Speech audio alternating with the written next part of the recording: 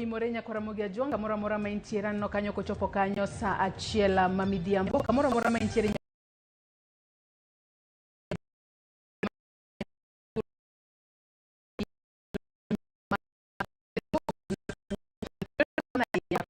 TV mar Ramogi mar mondo mi ine weche manyien midhiambo masani achiel kachiel.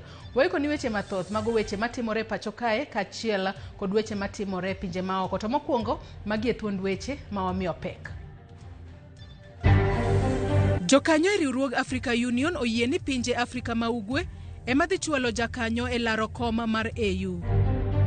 Podhi to wuok kodgi mondo obed gi winjruok. Lakini saburo wuoye ni osiptende te ma dakteche tiye Kenya ka dakteche ni ng'anyo nyaka winjruok no bedi. Riwruog lakteche KMPDU oyango ni ng'anyo margi pod dhi mbele ka giwacho ni pod girito piny owacho oluongie twaka. We gave the first quarter capitation and I think any time from next week or the week after we should be able to give the second quarter of capitation. Migao mar somo singo chwalo omenda ne skunde e jumbe ariyo mabiro e sama itayo gi ne ng'uko chenro mag somo.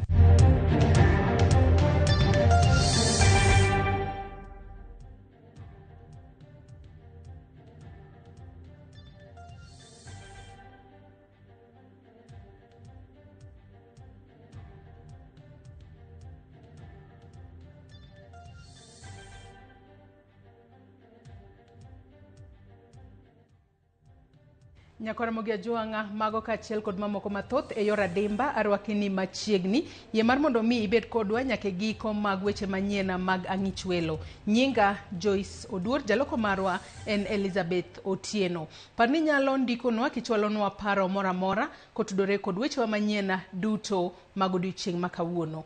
Kawachako en kuku maduong' mar riwruok pinje Afrika ong'ado gi dul achiel ni Afrika ma Ugwe ema dhi golo jakom manyien mar duol mar pinje mag Afrika AUC e yiero mabiro. Ma en loch maduong' ne ogai mar Azimio Raila Odinga manyaka sani emani jatelo makende mawuok e pinje mag Afrika ma Ugwe mosenyiso dwaro mar kao kar Musa Faki e yiero mar dwe mar 2 higa manyien. Romo makamano bende ong'ado ni pinje mag Afrika manyandwat manyocha laro kom makamano kod Afrika ma Ugwe koro dhi chwalo jalup jakom AUC. Jafombo marwa mar siasa Chris Owino nigi mathoth.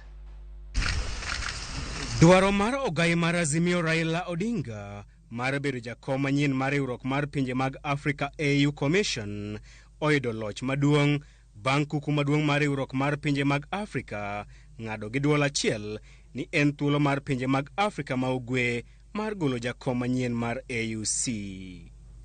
E oboke ma ochwal ne ute fwambo kod apisi mar ogai mar jotend migepe Musalia Mudavadi ma bende en jatend migao mar weche maoko ma pacho kae oyango ni jokanyo mar kuku maduong' mar African Union oketo e lela ni en thuolo mar pinje mag Afrika ma Ugwe mar chwalo nying jal madhi bedo jakom manyien mar AUC e yiero madhi timre dwe mar 2 mar higa manyien.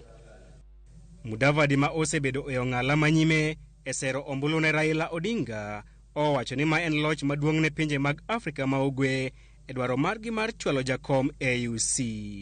Mudavadi wacho ni okang' makamano oluwore kod dwaro kod okenge ma piny Kenya osebedo kadhiro mar yudo kom makamano. Ne olero ni makoro en adiera makende ne Raila Odinga dhi bedo e ng'wech mar bedo jakom manyien mar AUC ka omedo wacho ni onge ohinga moro amora manyalo tamo piny Kenya koro chwalo nying jalar kom AUC. Romo makamano bende ong'ado ni pinje mag Afrika manyandwat dhi chwalo nying jalup jakom mar AUC e kinde ma pinje mamoko mag Afrika to dhi laro kombe mag commissioners.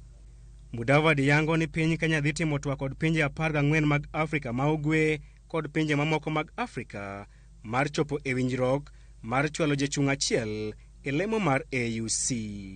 Gai mar ODM Raila Odinga osebedo ka romo kod jotend pinje mopogore opogore mag Afrika ma Ugwe mar yudo sir margi e ng'wech mar kawo kar Musa Faki kendo bedo jakom mokwongo mar AUC mowuok e pinje mag Afrika ma Ugwe. E kor jumani Raila ne oyudo sir ma jatend piny Rwanda Paul Kagame mane opake kuom tich manyangafu e kinde mane otelo ne duol mar Apeini e riwruok mar pinje mag Afrika. Chris Owino, Ramogi TV.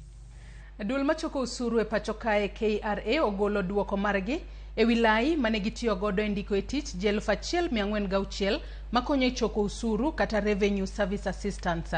Mae timore bang' komiti mar od bura manono weche mag riwo wi oganda kamoro achiel kod pok maromre ne jo Kenya duto ndiko barua ne duolno tok weche maliekore ni KRA e kinde ndiko jogo e tich noweyo oko jopiny moko tok timo negi pim mar ich kod mag kute mag ayaki.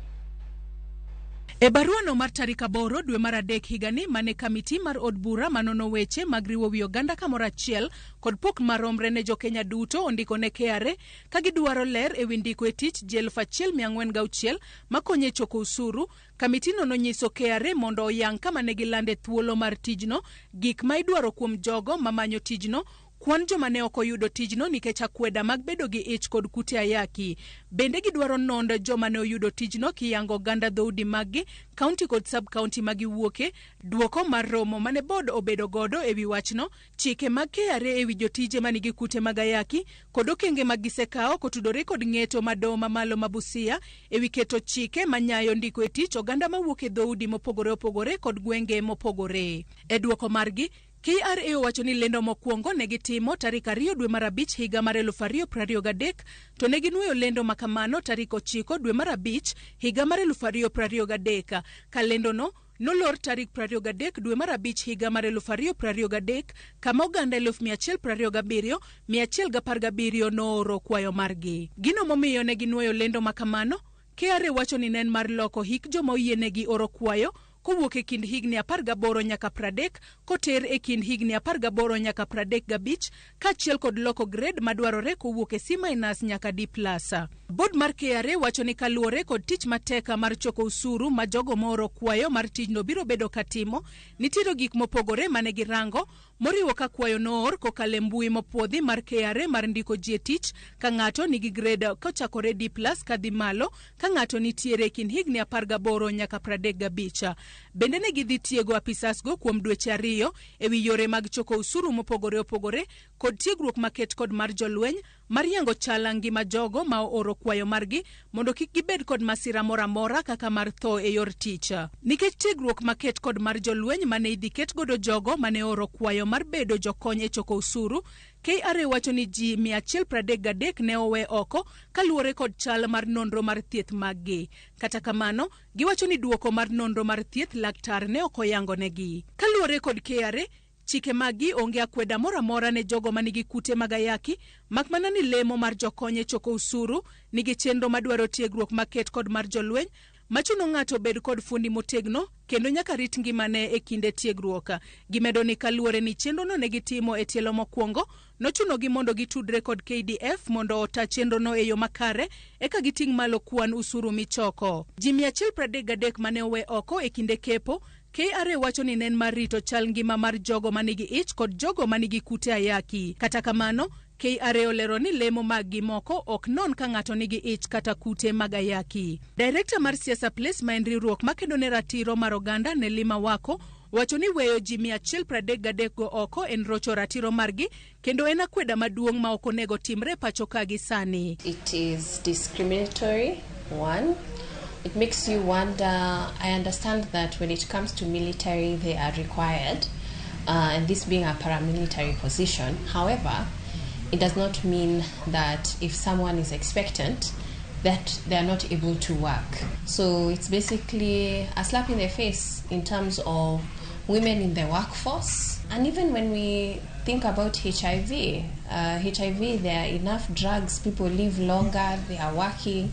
It doesn't mean that you stop people from engaging in the workforce because of condition. Bende omedo ni KRA ndiko e tich thoth oganda mawuok mana e dhoudi 2 kende nyiso ni piny Kenya dok chien kar sudo mbele. So it's a worrying concern because you would think that after our 2010 constitution, it pushes for the devolution, and with devolution we should be able to see access for all. We should be able to see diversity. That's what it encourages. But when you have 2 particular tribes being highlighted, it means that we have not moved forward. We have not moved past that. Doma malo norucho oko chenro mar KRA ndiko e tich jokonye choko usuru 1406 nyaka ginon wach ndiko e tich oganda mawuok e dhoudi mopogore opogore. Riwruok mar jopuonja mar NAT koro wacho ni sirikal sekta mar somo ni kama rach nikech sirikal oserem chwalo omenda ne skunde gino momiyo jopuonje sani kale pek mar chwalo chenro mag somo. Kaluwore kod jagoro mar NAT Collins Oyu e wi atamalo 50 mar omenda ma sirikal onego chwal ne skunde e tam mokwongo mar somo, sirikal ochwalo mana atamalo 25 kende gino mathiro chenro mag somo kendo duoko chien ondamo mosebed kigoyo e bero somo e pachoka. Kata kamano, jatend migao mar somo Ezekiel Machogu osingo ni skunde biro yudo pesgi ma odong e jumbe 2 mabiro.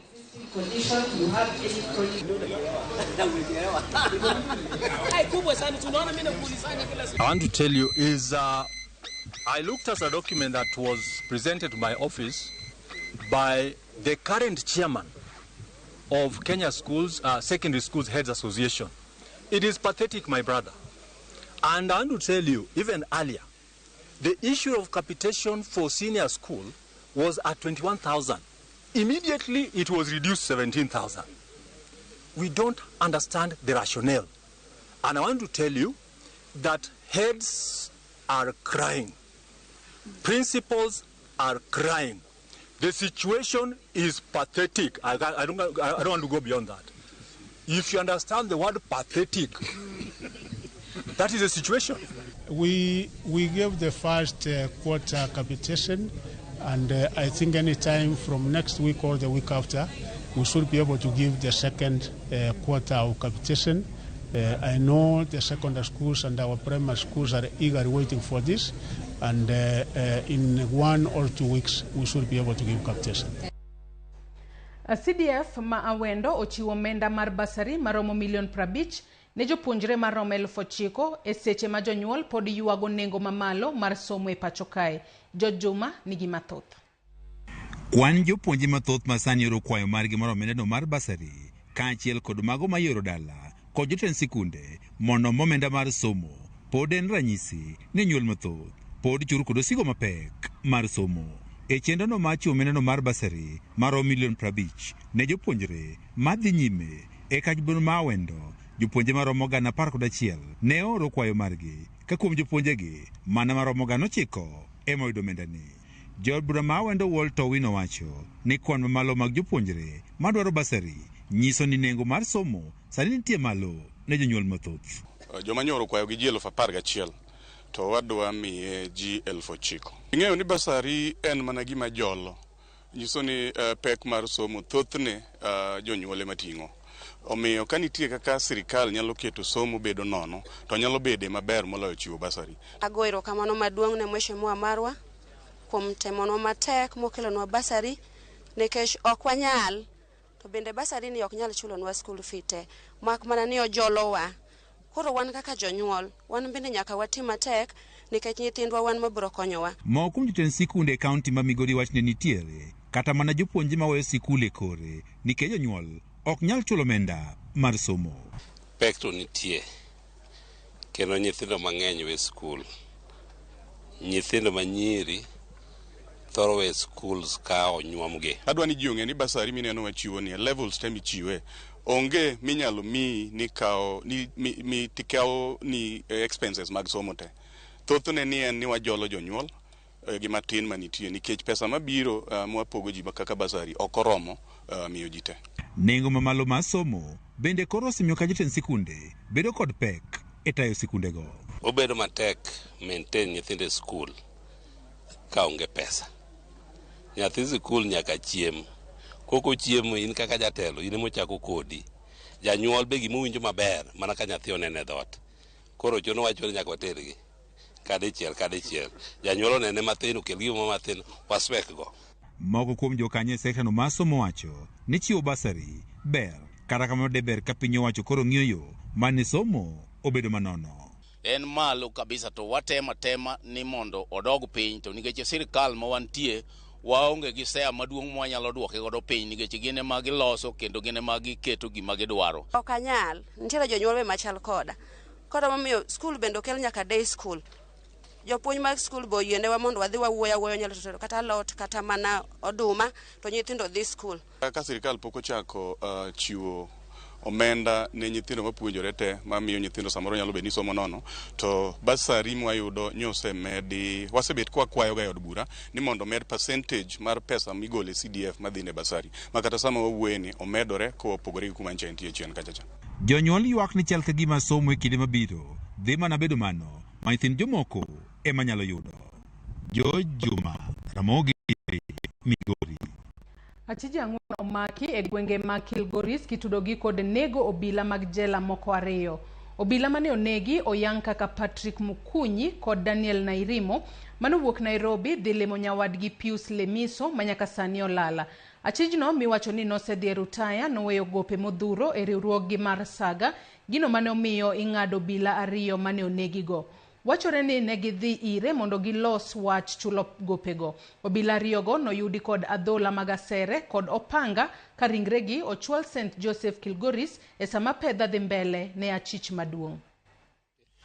To the scene of murder. On arrival, we found 2 bodies lying. One was lying on the side of the small earthy road. The other body was lying at the middle of the earth road. We inquired very fast what happened. We were told by the local administrators how the men came to visit one of their former colleagues because the former colleagues was working with the prison department. Jodongo mag Luo Council of Elders mawuok e gwenge Marachwonyo okone ogai mar Azimio Raila Odinga mondo kik donjre kod jotelo mawuok e pinje Luo mane oyier e lemo ma opogore gi jatend piny Kenya William Ruto. Jodongo go wacho ni bedo ni gisani Raila omakore gi jatend piny e dwaro mare mar bedo jakom AUC miyo gi luoro ni onyalo keto kata kelo atua e kin jatend piny gi jotelo mawuok e counties makaluo masani omako lemo ma opogore e piny owacho. Gikwayo Odinga mondo oket maino mare e laro kom mar AUC makiko donjre gi jotelo makaluo masani tiyo e piny owacho. Negiloso e romo margi mane gibedogo e kar chung' od bura Marachwonyo. Ni wadwa bedo gimoro achiel. Bedo gimoro achiel ema biro miyo yawuot Rachwonyo ma president omiyo thuolo dhi tiyo kendo dhi tiyo ne jo Rachwonyo. Wabedo mwang'ado bura ni wakwayo jowa mondo obedie chama moloso sirikal mar president William Ruto. Waneno dalili moro mar handshake. To wan wawacho ni handshake ni waseneno gi mathoth. Kodhi kucho owe kedo gi nyithindwa manomi tich ka. Nyithindwa momi tich owe mulgi gi chilo kiwacho ni gin jokech ni gidhi kwecho. Gidhi kwecho manade? To sirkal ni en sirkal mar Kenya. Otele gi Samoei Ruto, otele gi UDA, to onengo gibed ni gimiyo ji te mane bwogi konyruok. Omiyo konyruok nitie ma warito koa kuomgi. To kendo an agoyo erokamano ahinya maduong' kaka ne oparo nyithindwa machalo Leudo Walu. Omiyowa kaka minister. Oparonwa nyathiwa ni Raymond Omolo. Omiyonwa PS. Oparo nyithindwa moko, omiyo board. Chieme. Ka ng'ato rwako nyithindi, idonge rwakegi. Omiyo warwako lochne no. Ka wadhi wechego mag thieth en ni piny Kenya odonje winjruok gi riwruoga pinje Afrika mano AU kanyakla kod Kenya Red Cross e tiego nyamreche maromo 25,000. Kokale chenro midendo ni Rich, tiegruok ni ng'iyo mar medo nyamreche motiegi nyaka 2,000,000 kochop higa mar 2029. Gidhi yudo puonj e wi tiyo gi mashinde mag thieth makonyo gi chwalo tijegi e kind puonj mamoko. Piny Kenya kokale migawo mar thieth osendiko nyamreche maromo 107,831 ka idhi tiegi e tielo adeka. Jalup Director mar thieth Laktar Norbert Abuya owacho ni mae dhi konyo e chwalo chenro mag thieth ne gwenge duto pachoka. framework of the government in the public health space and general humanitarian space. And that is why this partnership is one part of the wider partnership of strengthening the healthcare system in the country in collaboration with the Ministry of Health. And it's a partnership that we are really proud of. So for me, this morning is to put on record our commitment as an institution that we intend to discharge our auxiliary role in strengthening the health system in the country, and will continue supporting that particular objective. The CHPs have done a good job since the launch of the program on 20th October 2023 by His Excellency the President. This aligns perfectly with the 2017 African Union strategy to deploy 2 million community health workers across the continent, and the REACH initiative by the African CDC and IFRC. The objectives of REACH align with our Afya Nyumbani agenda that will largely be driven by the community health promoters. As we embark on this journey, let us remember that our vision is a future where empowered CHVs play a central role in fostering healthy communities and building resilience across Africa. Konyruok koro limbo ne jogo makedo kod tuo mar nyarogno kalure kod okang' mokao kod kar thieth mambalariany mar timo nonro gi chiwo thieth ma Kenyatta komakore kod jochiw thieth molony e wilo nyarogno mawuok e piny India kod UK mar gero center mar wilo ne jotuo nyarogno. Millicent Adhiambo miyo waler mathoth. Kalure kod jatend kar yudo thiethno Ahmed Dagane olero ni gisechako tiego lakteche mapacho ka e pinje maoko kaka India mondo giyud lony mar biro wilo ne jotuo nyarogno kagedo mar center no obiro rumo. We have a partnership with leading hospitals in the UK and also in India, and we have sent some specialists to India for training, and the idea is once they come back we're going to establish that transplant clinic and the transplant unit itself so that we are able to do transplant. And so that's an area that we haven't started, but we're very keen in the next, in the future to be able to establish those services that are not available.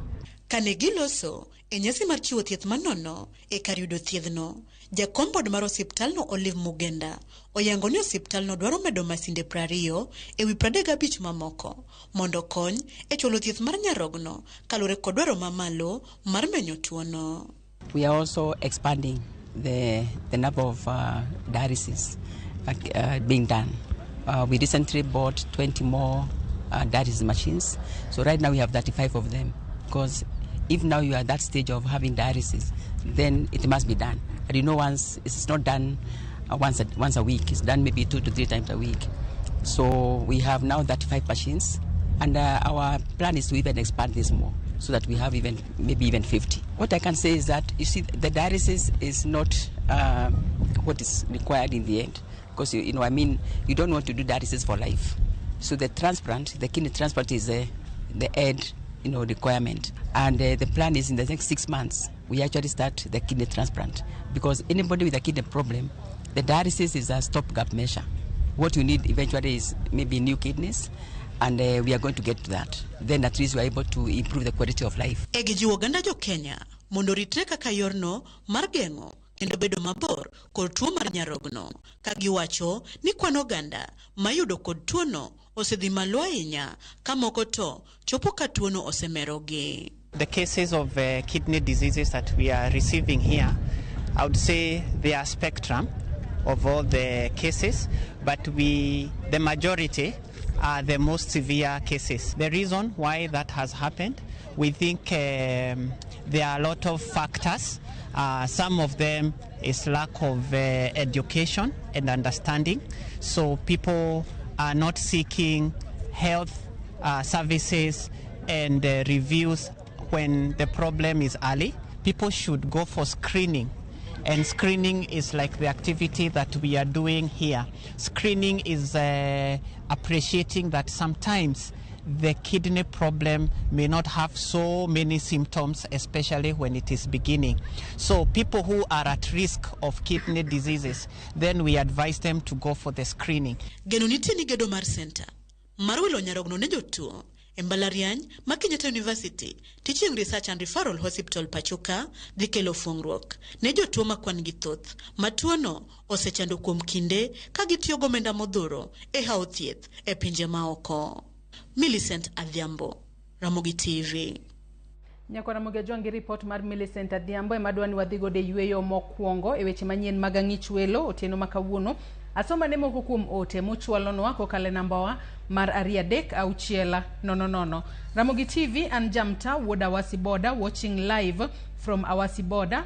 Ote machielo kae mano mar Fred Osuru kantiere Dandora. Awachani Ramogi TV jodongo ma piny Luo owere gi siasa manono. Jotelo ma omi tij gi sirikand Kenya Kwanza konyogi mana gi familia gi. Raila to podi e ruadhwa.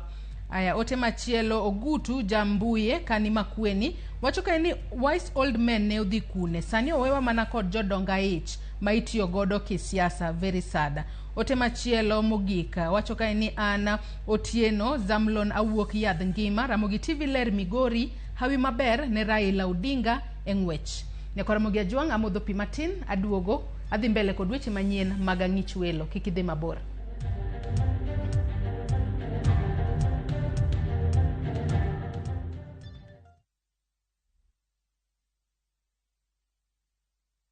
Ang'o maketo skul mipuonje weche mag thieth kod science bedo maber?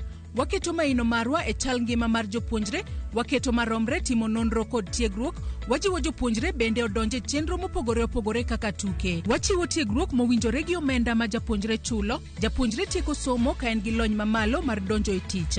Omiyo chop Imperial College of Medical and Health Sciences kama kepo mar dwe mar adek higa mar 2024 dhi nyime. Welcome to Imperial College of Medical and Health Sciences. Are you ready to turn your skizzer-tunes into cash? Dial *487*3#. Choose your favorite skizzer-tune, confirm, and enter to win big. 50k daily, 100k monthly, and the grand draw of 1 million Kenya shillings. Each time you download skizzer-tune, you support our local talent as you increase your chances of winning big. All SMS alerts are from Skizzer Citizen, and lucky winners will be contacted from 0709 767 000. Skizzer Tune, Skizzer Chopper. Terms and conditions apply.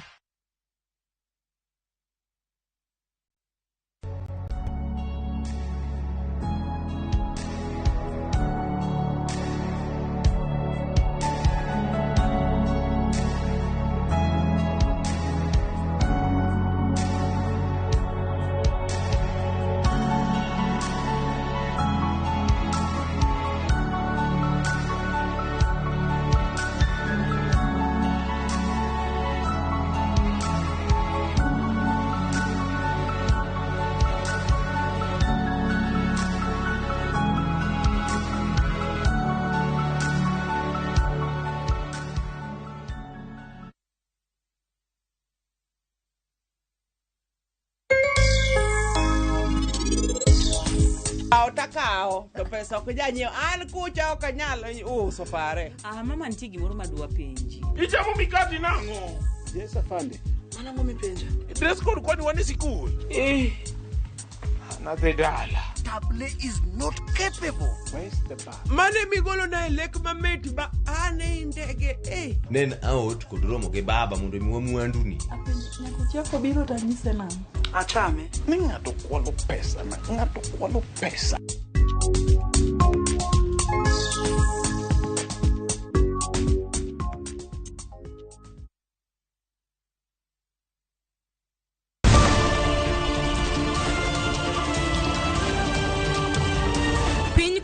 Torugi mage. Weche manyien. To chuny mbaka en nyiero, ywak kod modolak. Matwak kod duond jopiny. Nyakora Ramogi Jwang machiegni neno weche manyien. Ma en rupiny kod mbaka oromo. Ramogi TV.